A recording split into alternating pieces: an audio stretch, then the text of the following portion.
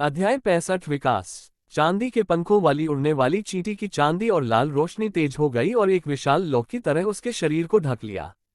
जब लौ धीरे धीरे कम हो गई और चांदी के पंखों वाली उड़ने वाली चींटी का शरीर प्रकट हुआ तो झो वेन की आंखें चमक उठीं। अब यह अपने पूर्व आकार से दोगुना हो गया था, लगभग सिल्वर विंग फ्लाइंग चींटी के बराबर, जिसे झो वेन ने मार डाला था। हालांकि इसका बाहरी हिस्सा बिल्कुल वैसा नहीं था। इसके शरीर पर कुछ अतिरिक्त लाल अंगूठियों वाली धारियां थीं जो चांदी के पैटर्न के साथ बदलती थीं। उन्होंने उसके शरीर के निचले आधे हिस्से को एक सींग जैसा बना दिया। अधिक अजीब बात यह है कि चींटी के निचले हिस्से की नोक पर एक चांदी की कील उगाई थी जो एक सींग की पूंछ जैसी थी। क्या ये वृद्धि या उत्परिवर्तन है? झो वेन ये देखकर आश्चर्यचकित रह गया। उसे याद आया कि जिस व्यक्ति ने कंपेनियन एग पहुंचाया था उसने बताया था कि यह फायर हॉर्नेट का कंपेनियन एग था। ये कैसे दिखता था? सिल्वर विंग्ड फ्लाइंग चींटी ने स्पष्ट रूप से फायर हॉर्नेट की कुछ विशेषताएं प्राप्त कर ली थीं। उन्होंने तुरंत इन गेम आंकड़ों की जांच की और पाया कि सिल्वर विंग्ड फ्लाइंग एंट के आंकड़े काफी हद तक बदल गए हैं। चांदी के पंखों वाली उड़ने वाली चींटी। पौराणिक वयस्क। पौराणिक जीवन प्रोविडेंस, कम ऊंचाई का राजा। ताकत 17, गति 20, संविधान 16, मौलिक ऊर्जा 19, प्रतिभा कौशल सिल्वर विंग फ्लैश जादुई सुई, साथी रूप पंख। झो वेन को ये देखकर सुखद आश्चर्य और प्रसन्नता हुई। ऐसे आंकड़ों के साथ सिल्वर विंग्ड फ्लाइंग चींटी को पौराणिक साथी जानवरों के बीच एक शिखर अस्तित्व कहा जा सकता है, खासकर इसकी गति। आमतौर पर एक लेजेंडरी के आंकड़े अधिकतम 18 पर पहुंचते थे। 20 अंक को ओवरड्राइव के रूप में वर्णित किया गया था। हालांकि प्राइमर्डियल एनर्जी स्पीड से कम थी, लेकिन यह एक ओवरड्राइव वैल्यू भी थी।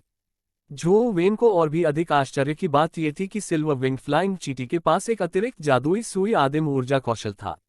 ये दो कौशलों वाला एक साथी जानवर बन गया था, जिससे यह एक उत्कृष्ट साथी जानवर बन गया।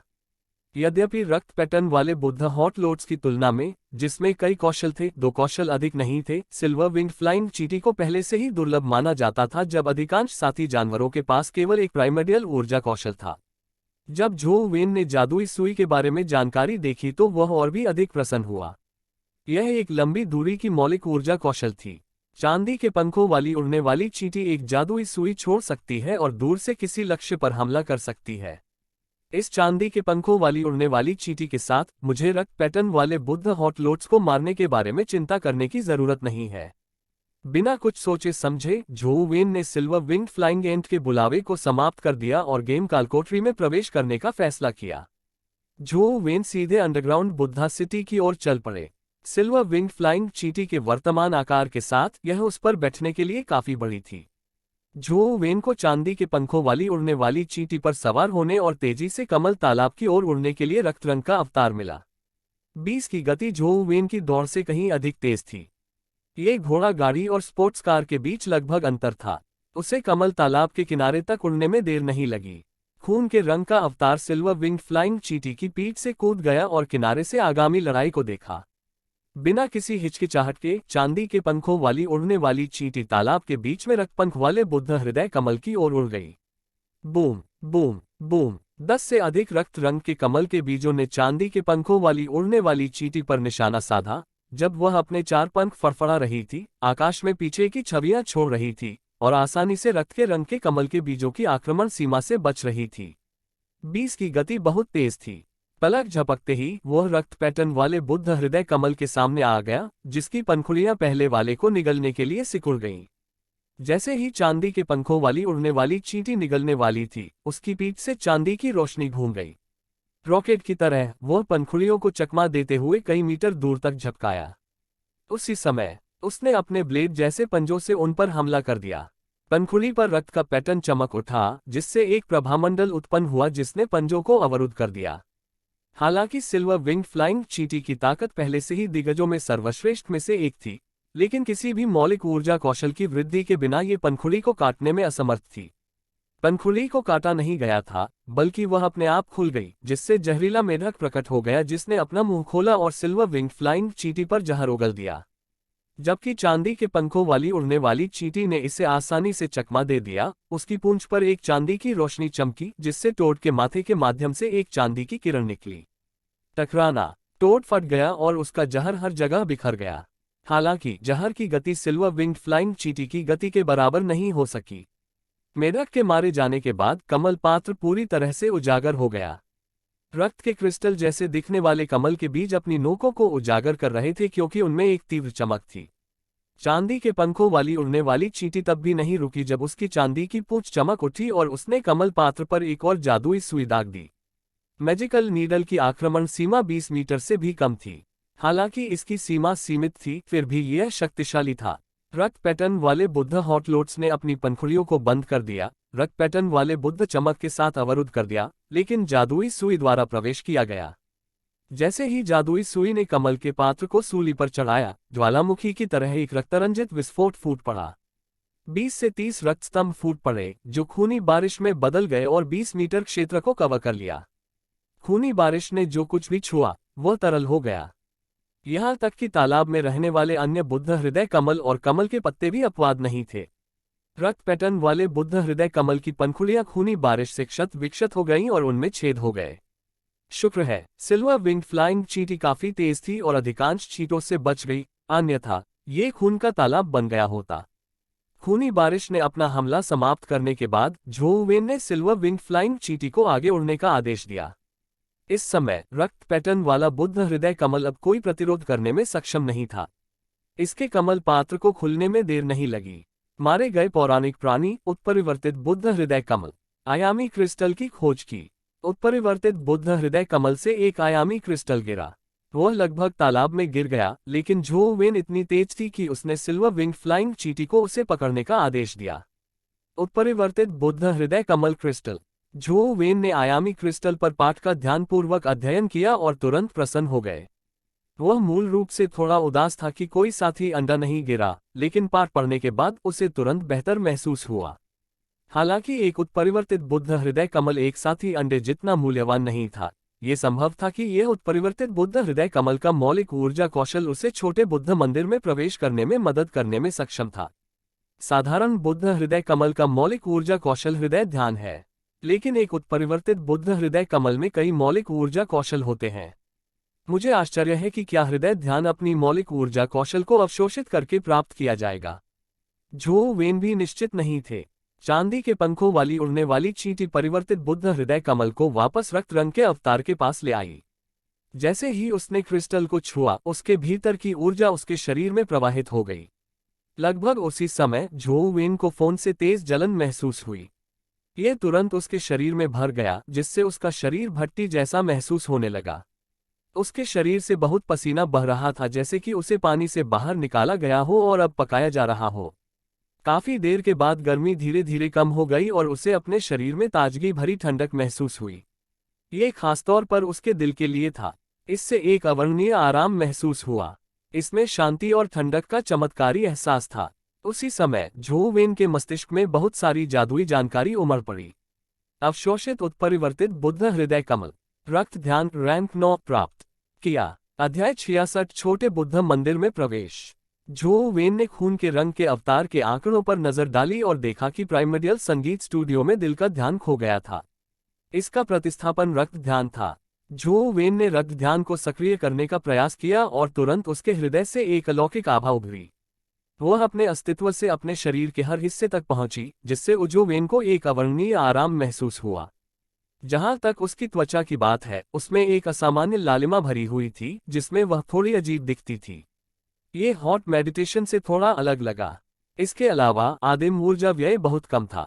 आदिम ऊर्जा का एक बिंदु लगभग 3 मिनट तक चला। 10 मूल ऊर्जा के साथ झोउ वेन लगभग 1 घंटे तक रक्त ध्यान का उपयोग कर सकते थे। यदि रक्त ध्यान हृदय ध्यान की तरह है, तो छोटे बुद्ध मंदिर की रहस्यमय शक्ति का मुकाबला करने के लिए आधा ऊंचाई वाला मंदिर होना चाहिए। मेरे लिए मंदिर के सामने पत्थर की सजावट तक कुछ चक्कर लगाना ही काफी है। झोउ वेन ने कोई भी समय बर्बाद नहीं किया और तुरंत रक्त रंग का अवतार प्राप्त कर सिल्वर विंग फ्लाइंग चिंटी की सवारी की और छोटे बुद्ध मंदिर के लिए उड़ान भरी। जैसा कि उन्हें उम्मीद थी, रक्त ध्यान और हृदय ध्यान का समान प्रभाव पड़ा। हॉट मेड इंस्टीट्यूशन को सक्रिय करने के बाद रक्त रंग का अवतार पत्थर के चित्र तक तब तक दौड़ता रहा जब तक कि वह बिना किसी दुर्घटना के छोटे बुद्ध मंदिर के सामने नहीं पहुंच पाया। छोटा बुद्ध मंदिर जीर्ण शीर्ण हो गया था। दरवाजे पर लगा चिन्ह पहले ही चारागाह भुगतान कर चुका था और मंदिर के आसपास के कई स्थानों से धन जुटा रहा था। दरवाजे से धक्का देकर कूड़ा कचरा निकाला गया। झो वेन ने देखा कि अंदर का एक हिस्सा कूड़ा कचरा से भरा हुआ था। हालांकि वह थोड़ा अचंभित हो गया। वो एक शक्तिशाली मानव जीव से युद्ध करने के लिए तैयार था, लेकिन उसने किसी भी मानव जीव को युद्ध में नहीं देखा। पुराने मध्य में केवल एक पत्थर का स्मारक था, बुद्धि पारमिता सूत्र लघु। जब झो वेन ने पत्थर के स्मारक पर सबसे बड़े शब्दों की पहचान की तो वह कुछ हद तक हैरान रह गया, बिना नहीं रह सका।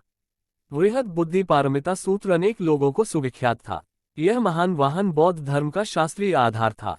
संयुक्त तूफान के बाद एक बौद्ध ने इसमें से एक आदिम ऊर्जा कला का पता लगाया।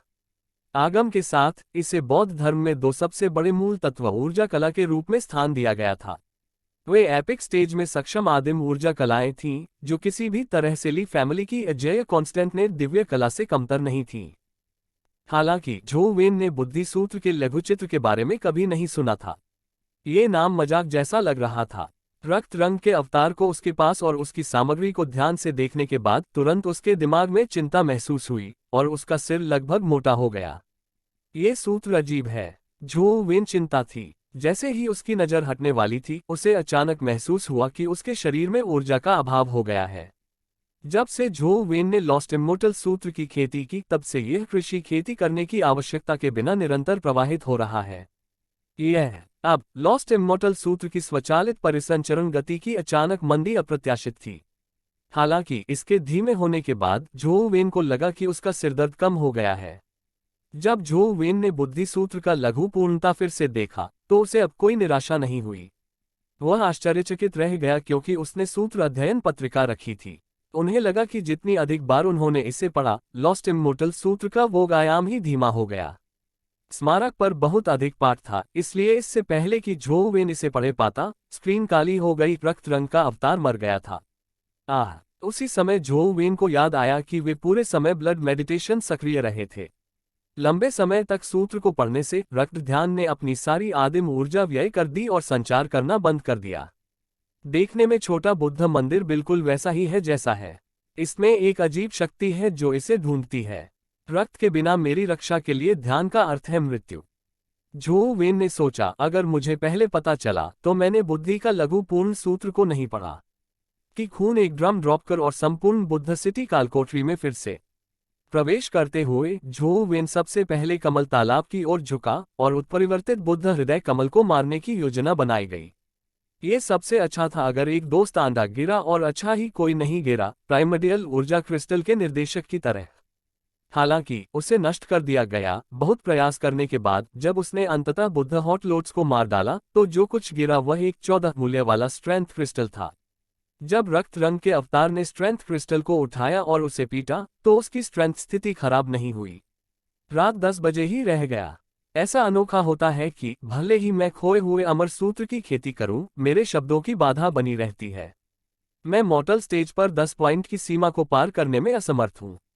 झो वेन को कुछ हद तक टूटने का एहसास हुआ।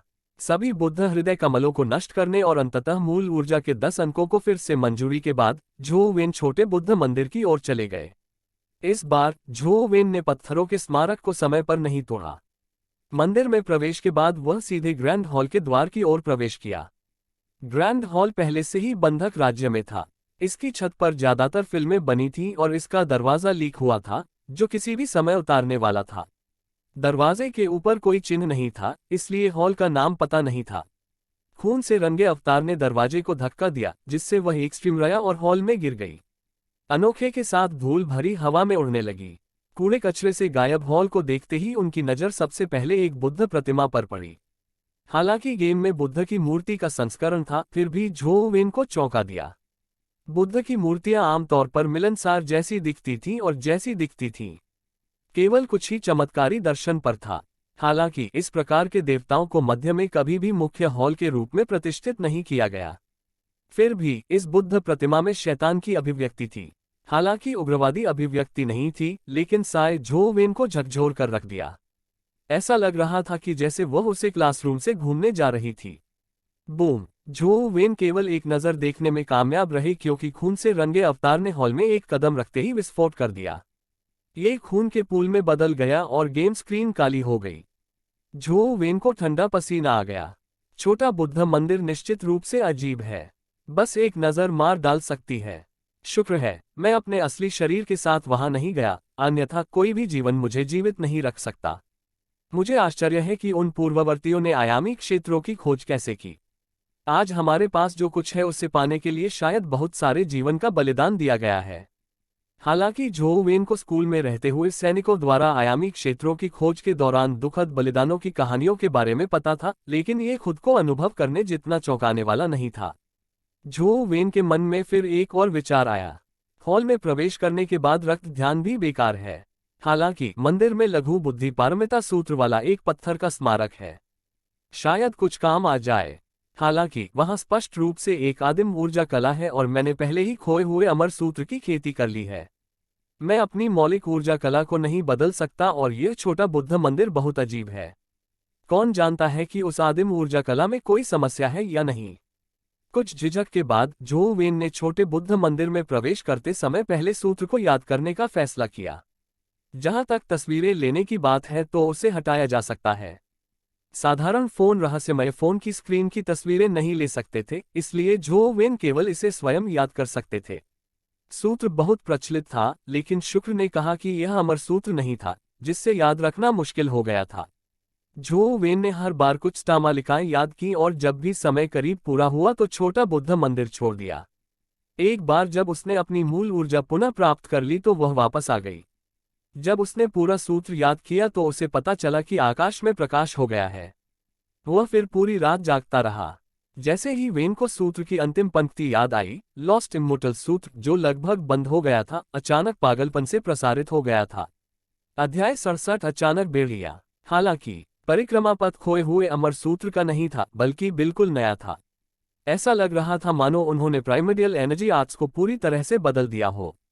बुद्धि पारमिता सूत्र लघु। झो वेन को तुरंत याद आया कि उन्होंने जो लघु बुद्धि पारमिता सूत्र याद किया था, उन्होंने ऐसे संचार का अभ्यास किया था। आदिम ऊर्जा के संचार के साथ झो वेन को लगा कि उसके शरीर की अनोखी जिंदगी आ गई है। उसका शरीर जल गया और खुजली होने लगी, मानो उसकी त्वचा के नीचे एक छोटा बच्चा रेंग रहा हो। उन्होंने खुद को खुजलाने की इच्छा का विरोध किया, लेकिन वास्तव में उन्होंने हिलने की बात नहीं की। जब लॉस्ट इमॉर्टल सूत्र के अनुसार ऊर्जा का प्रवाह होता था तो वह स्वतंत्र रूप से आगे बढ़ सकता था, लेकिन बुद्धि सूत्र की लघुता अलग थी। आदिम ऊर्जा के अशांत प्रवाह ने झो वेन को हिलाने से डराया। डर था कि यह गलत तरीके से शाखाबद्ध हो जाएगा। काफी देर तक बैठने के बाद झो वेन को अपने शरीर में झटका लगा, जैसे बीड़ी टूटकर अलग हो गई हो। जैसे ही गर्मी और खुजली का एहसास हो गया, उसका शरीर अवर्णनीय रूप से संवेदित हो गया। वे समझ सकते हैं कि उन्होंने बुद्धि सूत्र की लघु पारमिता में आरंभिक उपलब्धि हासिल कर ली है। अपना इंटरनेट वीडियो और अपने फोन को देखने की योजना बनाए। झो वेन को अपने हाथों की ओर देखते ही डर लग गया। वे खुली हुई त्वचा के अंत से दागे हुए थे। उसने बिना किसी दर्द के त्वचा को स्थिर किया। वास्तव में यह अद्भुत लगा। जल्द ही झो वेन को एहसास हुआ कि यह सिर्फ उसका हाथ नहीं था। उनके पूरे शरीर पर त्वचा का एक परत उतर गया था। वह बड़ी मात्रा में मृत त्वचा आसानी से देखी जा सकती थी। उसके पास सिद्धार्थ जाने और खुद को गर्म पानी में डूबने के अलावा कोई विकल्प नहीं था। उसके शरीर की मृत त्वचा छिल गई, जिससे कोमल नई त्वचा दिखाई देने लगी, जिसमें दूधिया चमक थी। इंस्टॉलेशन के बाद उसने खुद को आईने में देखा। उनमें से किसी में भी कोई विशिष्टता नहीं थी कि अब और अधिक तरोताजा और सफा सुथरा दिखाई देते थे। लिविंग रूम में आउटडोर हुए, उसने एक बार फिर खुद को गेमिंग में खो दिया। खून के रंग के अवतार के आंकड़े देखने के बाद वह चिंतित हुई बिना नहीं रह सकी। लॉस्ट इमॉर्टल सूत्र की खेती करने के बाद उनकी 4 आंकड़े 10 पर थे। 7 क्रिस्टल को लेबल करने में भी कोई सुधार नहीं हुआ, लेकिन अब उनका संविधान 11 हो गया था। झो वेन ने क्रांतिकारी रूप से अन्य आंकड़ों को देखा जो नहीं बदले थे। यहां तक कि प्राइमर्डियल एनर्जी आर्ट की सूची में भी लॉस्ट इमॉर्टल सूत्र के रूप में बनी रही। लघु बुद्धि पारमिता सूत्र का समावेश इसमें नहीं था। क्या हुआ? खेल ने मुझे बुद्धि सूत्र की लघु पारमिता में प्राप्त करने का संकेत क्यों नहीं दिया? ऐसा क्या हो सकता है कि इस प्रकार का गेम आदिम ऊर्जा कला की पहचान करने में असमर्थ हो?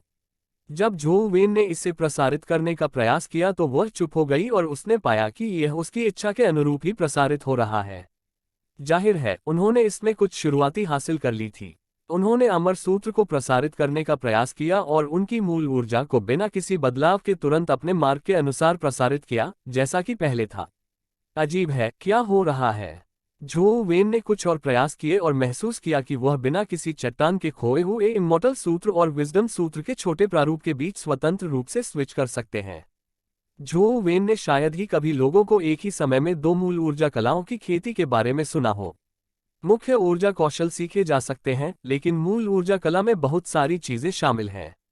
आमतौर पर कलाओं का ग्रेड छोटी ऊंचाई का होता है, उनका संघर्ष उतना ही अधिक होता है, जिससे एक ही समय में दो को विकसित करना कठिन हो जाता है। यह विशेष रूप से महाकाव्य मंच में सक्षम कलाओं के साथ था। यदि दोनों में से कोई भी विकसित नहीं होता है, तो गुरु का सामना करना और अंत में मरना संभव है। दो आदिम ऊर्जा कलाओं के बीच स्वतंत्र रूप से स्विच करने में सक्षम कुछ ऐसा था जो झो वेन ने पहले कभी नहीं देखा था। वह मंदिर में प्रवेश के लिए बुद्धि की लघु पारमिता सूत्र का उपयोग करने का प्रयास करने वाला था कि उसने अपने फोन की घंटी बजाई। झो वेन, अब समय आ गया है। कोलो कमल तालाब पर नवीनतम समाचार हैं। हुई हाई फैन के फोन पर फोन किया गया। समझ गया। झो वेन ने समय देखा और महसूस किया कि लगभग 9 बज रहे थे।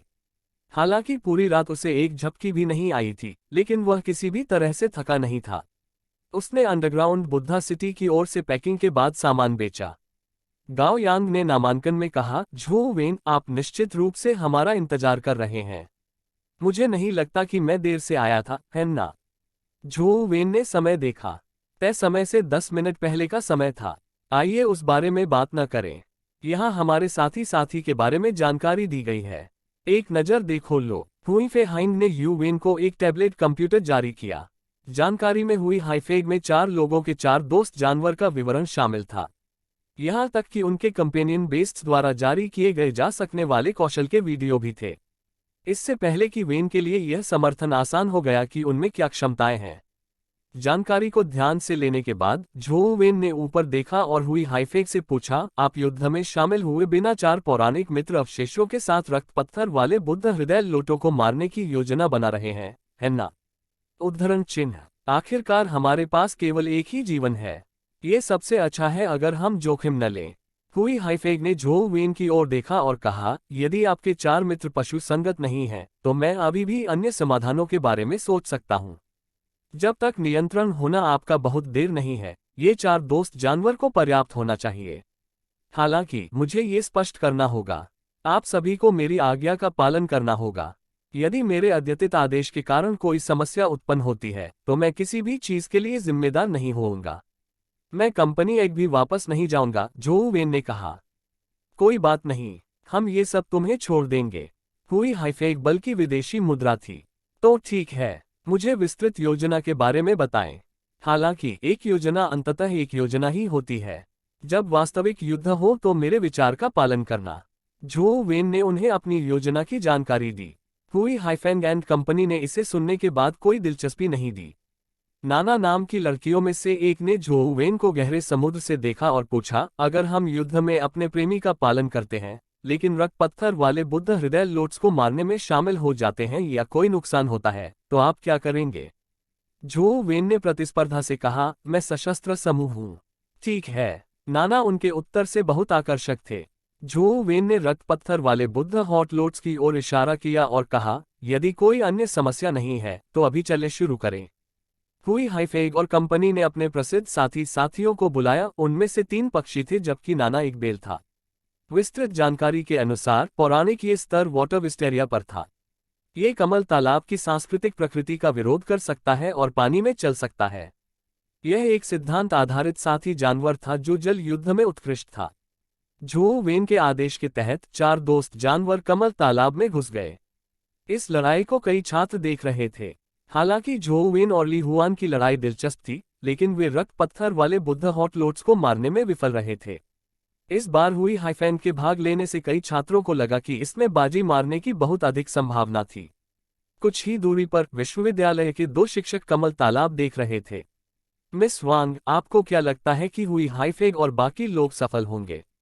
लियू झेंग्यान ने 4 दोस्तों को कमल तालाब में भागते हुए देखा और आगे बढ़ते हुए पूछा। झो वेन और ली हुआन पिछली बार लगभग सफल रहे थे। इस बार ली हुआन को मजबूत हुई हाईफेग के साथ बदल दिया गया है। जीत की संभावना स्वाभाविक रूप से अधिक है, वांग फी ने कहा। अध्याय 68 आदेश देना। मुझे ऐसा नहीं लगता, लियू झेंगियान ने कहा। क्यों? वांग फी ने आश्चर्यचकित होकर पूछे सवाल। जिस किसी ने भी रक्त चिन्ह वाले बुद्ध हृदय लोट्स के साथ झोउ वेन और ली हुआन की लड़ाई का वीडियो देखा था, उसे पता था कि उसके पास रक्त पत्थर वाले बुद्ध हृदय लोट्स को मारने का साधन था और वे अंतिम आक्षेप से कुछ ही थे दूर थे। अब 4 मजबूत लोगों के साथ इसका कोई मतलब नहीं है कि वे सफल नहीं होंगे। इसे अभी देखें। लियू झेंगियान ने अपना फोन स्क्रीनशॉट और एक वीडियो संस्करण बनाया। ये रक्त पत्थर वाला बुद्ध हृदय कमल है। ये तो नहीं लग रहा। वांग फी ने वीडियो देखा और तुरंत देखा कि कुछ सैनिक अपने दोस्त के साथी के माध्यम से रक्त पत्थर वाले बुद्ध हृदय लोट से लड़ रहे हैं। लियू झेंगियान ने कहा, ये रक्त पत्थर वाला बुद्ध हृदय कमल है जो सेना को बुद्ध शहर में कहीं और मिलाता है। उन्होंने 5 पौराणिक साथी कलाकारों का उपयोग किया लेकिन जीवाश्म क्षति के साथ समाप्त हो गया। उनका लगभग सफाया हो गया था। मुझे यह नहीं पता था। वांग फी कुछ हद तक चिंता थे। लियू झेंगियान वीडियो के अंत तक चले गए और वांग फी को ध्यान से देखा। अंतिम दृश्य में कमल पात्र से रक्त की 20 से 30 धारें। एक बार जब खून वे की चोट में चले गए तो 5 महान मित्र के टुकड़े का मांस पिघल गया और बीच वे कमल के तालाब में गिर गए। उनसे कोई भी अक्षुण्ण शरीर के साथ जीवित नहीं बचता। मैंने कभी नहीं सोचा था कि रक्त पत्थर वाले बुद्ध हृदय कमल में ऐसी क्षमता होगी। क्या हमें हुई हाइफेग और बाकियों को रोकना चाहिए? वीडियो खत्म होने के बाद वांग फी की बाहें चढ़ गईं। लियू झेंगियान ने अपना सिर हिलाया और कहा, अगर हम उन्हें अभी भी चेतावनी देते हैं तो जब भी वे किसी अज्ञात क्षेत्र में अभियान चलाएंगे तो उन्हें कौन चेतावनी दे सकता है? क्वांटम वास्तविकता सबसे अच्छा शिक्षक है। आज वे केवल कुछ मित्र हैं। अकाउंट का उपयोग करके अनुभव के लिए भुगतान किया जाएगा। भविष्य में इससे उनकी जान बच सकती है। वांग फी ने थोड़ा सिर हिलाया। लियू झेंगियान ठीक उसी समय स्कूल में थे जिन बागानों का उनसे सामना हुआ, वे सभी सेनाओं द्वारा खोजे गए थे। खतरे का स्तर बहुत अधिक नहीं था, जिससे कुछ छात्र अध्ययन क्षेत्रों के बारे में कम समीक्षा लाए। उन्हें थोड़ा कष्ट होना भी अच्छा था। श्री लियू, झोउ वेन के बारे में आपकी क्या राय है? वांग फी की नज़र जो वेन पर पड़ी जो लड़ाई की झलक दिखा रहे थे। ईमानदारी से कहूं तो हालांकि ली जुवान के साथ उनका प्रदर्शन बहुत रोमांचक था, फिर भी जब क्षमता की बात आती है तो मैं ली जुवान के बारे में अधिक सोचता हूं। आखिरकार बहुत आगे तक जाने के लिए प्रतिभा और कड़ी मेहनत पर उचित संतुलन नहीं है। इसके अलावा मैंने सुना है कि झोउ वेन गेमिंग में टालिन है। हो सकता है कि उसे ज्यादा पैसे न मिले। लियू झेंगियान मठ और वांग फी की ओर देखा। आप झोउ वेन की कक्षा के प्रभारी शिक्षक हैं, ठीक है। मुझे डर है कि यह आपके लिए कठिन होगा। वांग फी ने झोउ वेन को गहराई में स्थित किया, अर्थपूर्ण दृष्टि से देखे गए सिरिया। वह मन ही मन बुदबुदाई, मैं ऐसा नहीं सोचती। ये वेन काफी दिलचस्प व्यक्ति हो सकता है। झोउ वेन के आदेश के तहत 4 मित्र सहयोगियों ने रक्त पत्थर वाले बुद्ध हृदय लोट्स को घेर लिया। हुई हाइफेग और अन्य 3 ने अपने नामांकित को नियुक्त किया और अपने सहयोगी को नियंत्रित करने में अच्छे थे। जल्द ही उन्होंने रक्त पैटर्न वाले बुद्ध हृदय कमल के सिद्धांतों को तोड़ दिया और दुष्टों को हरा दिया। टोट के विस्फोट के बाद चारों ने अपने साथी समूह को रक्त पैटर्न वाले बुद्ध हॉट लोट्स पर हमला करने के लिए नियंत्रित किया, इसे मारने की उम्मीद में। विंडचाइम ब्रैड ब्लड रैवन 10 मीटर पीछे हटे। जल विस्टेरिया 50 मीटर पीछे हटे। क्रो टेंगू 7 मीटर बाईं ओर और क्रो फेडस पर गोल मारे, झोउ वेन ने निर्देश दिया। ये देखकर कि जीत करीब और ब्लड पैटर्न वाला बुद्ध हॉट लोट्स की मृत्यु हो गई थी, ब्लड रैवन को नियंत्रित करने वाले लड़के ने उत्साह में कहा, मुझे अंतिम हमला पूरा करने दो। Blood raven cast blood fed storm. उद्धरण। हुई हाइफेग और नाना ने झोउ वेन के स्वामित्व का पालन किया था और अपने नियंत्रण सहयोगी बोल्ट को पीछे हटा दिया था। जहां तक लड़के की बात है, उसने अपने ब्लड रैवन को पीछे नहीं छोड़ा और इसके बजाय अंतिम हमला शुरू कर दिया। सब कुछ बहुत आसानी से हो गया था, इतनी आसानी से कि उसे लगा कि वह सब कुछ की आवश्यकता के बिना सब कुछ पूरा कर सकता है। जैसे ही रक्त के पंख कमल के पात्रों से टकराए, तुरंत ही उन्हें दबावों से छलनी कर दिया गया। ऐसा होता है कि वह मोटी हो गई क्योंकि जब लड़के ने मीठी बातें की तो उससे आत्मसंतुष्टि का एहसास हुआ। कमल का पात्र अचानक मोटा हो गया और खून का छींटा तुरंत बाहर गिरा दिया गया। हुई हाइफेग के दोस्त जानवर और अन्य 2 वू झोउ वेन के मिलन के अनुसार पहले ही पीछे हट गए थे। वे बहुत संयम के साथ प्रतिक्रिया व्यक्त करते हैं और समय पर रक्त वर्षा की सीमा से बाहर निकल जाते हैं। जहां तक ब्लेड ड्रैगन की है, ये रक्त पत्थर वाले बुद्ध हॉट लोट्स के बहुत करीब था क्योंकि इसे समय से पहले पीछे नहीं हटाया गया था। उसके पास का समय नहीं था और वह खून की बारिश से भी बड़ा था। बू! ब्लड ड्रैगन वर्णमाला के रूप में चिल्लाया क्योंकि उसके अधिकांश पंख लगे हुए थे। वह सीधे कमल के तालाब में गिर गया, जिससे अन्य सभी छात्रों को सांसारिक शांति मिल गई। लड़के का शौक भी जल्दी खत्म हो गया। झो वेन ने कुछ भी नहीं कहा और आदेश जारी करते हुए कहा, विनचिम्बट फूल के मिक्सचर पर हमला करने के लिए प्राइमर्डियल रूप में न्यूक्लियस संगीतकारों पर हमला करो। कौवा तांगू कौवे के विरोधियों को आकर्षित के में उपयोग करें। वाटर विस्टेरिया कमल के फूलों को पैक करने के लिए तैयार हो जाए। झो वेन के आदेश के तहत तीरथ ने रक्त पत्थर वाले बुद्ध हृदय लोट्स को आरामदायक मारा और क्षतिग्रस्त कमल के फूल को बाहर खींच लिया।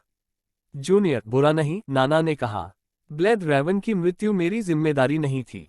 मैं मुआवजा नहीं दे रहा हूं, झो वेन ने कहा।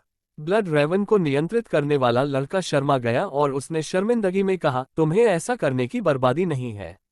मुझसे खेद है, मुझे बहुत चिंता थी। झो वेन, आप प्रभावशाली थे। कैसे पता चला कि रक्त पत्थर वाले बुद्ध हॉट लोट्स पर अभी भी ऐसा आंतरिक हमला हुआ था? किसी को भी किसी अलौकिक प्राणी का सामना करने का समय मिलेगा, व्यक्ति को उससे डर लगेगा और श्रद्धा की भावना से देखा जाएगा। अन्यथा आपको इसकी कीमत अपनी जान पहचान चुकानी पड़ सकती है। मैं केवल किसी भी दुर्घटना को रोकने की पूरी कोशिश कर रहा था। हुई हाइफेग ने नकली आंखों से कहा, मुझे धन्यवाद देना होगा, अन्यथा हमें वास्तव में बहुत परेशानी झेलना होगा। उन्हें हार की कोई परवाह नहीं थी, लेकिन झो वेन के प्रदर्शन ने उनकी कीमत बढ़ा दी थी। मुझे भुगतान किया गया था, इसलिए यह मेरी नौकरी का सिद्धांत अंक था। अगर और कुछ नहीं है तो मैं वापस चला जाऊंगा। झो वेन के ऐसा देखने के बाद वह मुड़ा और चला गया। उसके मन में केवल एक ही बात थी कि वह छोटे बुद्ध मंदिर के मुख्य मंदिर की ओर जाए और पता लगाए कि अंदर क्या है। इनमें से कुछ और देखने का मूड नहीं था। गाओ यांग ने झो वेन को मिश्रित भावों के साथ मिलते हुए देखा। उन्हें हमेशा लगता था कि हुई हेफेंग द्वारा झो वेन को काम पर रखा गया एक अलौकिक स्थान था, लेकिन अब उन्हें एहसास हुआ कि झो वेन के बिना यह बहुत अनुमान था कि सभी 4 साथी जानवरों की मृत्यु हो गई। एक भी दोस्त अंधा कोना बेहतर था। लियू झेंगियान ने भी एक अजीब लुक सामिट किया। अजीब बात है, ऐसा क्या हो सकता है कि उसकी सेना के साथ कोई रिश्ता हो और उसने वीडियो देखा हो? वांग फी ने कहा, क्या आप नहीं जानते कि झो वेन के फॉरेस्ट गार्डन में रहने की व्यवस्था एन परिवार द्वारा की गई थी? अच्छा ऐसा है, कोई आश्चर्य नहीं। उसी समय लियू झेंगियान को ज्ञान प्राप्त हुआ। हालांकि वांग फी ने झो वेन को जाते हुए अपनी अंतिम सिकोड़ली देखा। उसके पास अभी भी ऐसा कुछ था जो उसने नहीं कहा था। हालांकि झो वेन के एन परिवार के साथ समझौते को खारिज नहीं किया जा सकता है, लेकिन यह निश्चित रूप से एन परिवार से प्राप्त नहीं हुआ है। इस आदमी ने यह कैसे किया? क्या दिलचस्प अध्याय है। इसके स्वरूप से मुझे इसकी गहराई में जाना चाहिए और इसे लिल लैन की मदद के रूप में महसूस करना चाहिए। झो वेन अपने लैपटॉप में वापस आ गए और अंडरग्राउंड बुद्धा सिटी में प्रवेश करते हुए उत्सुकता से अपने फोन पर गेम लॉन्च किया।